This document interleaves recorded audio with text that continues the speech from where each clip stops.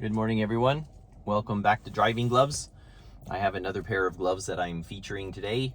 Today I'm featuring my Riparo driving gloves. So Riparo is a company that makes all sorts of gloves, a whole bunch of different ones.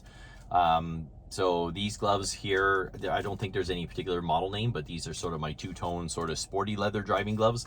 So I like taking these out sometimes on a nice warm sunny day. So these are nice gloves. The leather is a little thicker on them, and they're certainly robust gloves. The snaps are always been good on them. I have several pairs of these gloves, and the stitching has been decent on any pair that I have.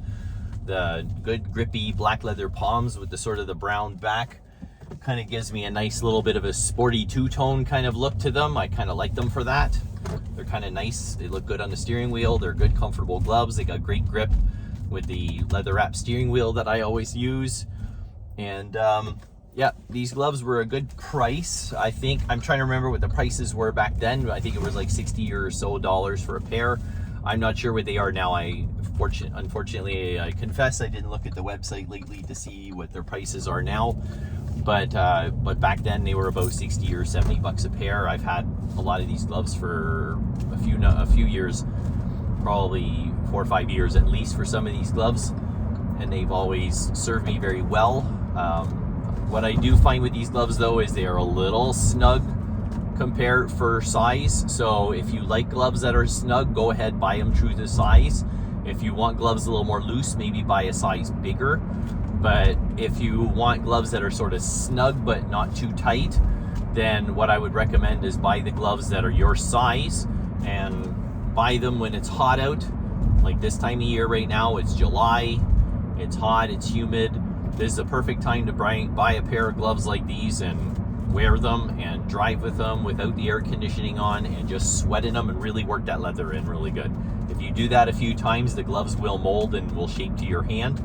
The leather does soften, and then it shapes to your hand. It stretches a little bit in key places, like over the knuckles and stuff, because as you can see, there's no knuckle holes on these guys.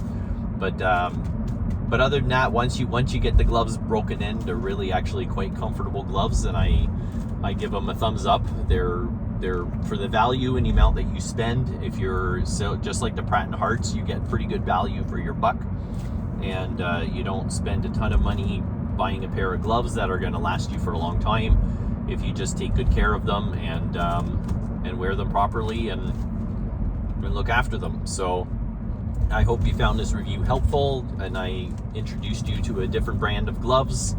I'll still make these videos when I can, and maybe I'll introduce you to another couple of different pairs of gloves that I have in my collection over time, and we'll just keep working at it. So have a lovely day, and drive safe, and thanks for watching. Take care.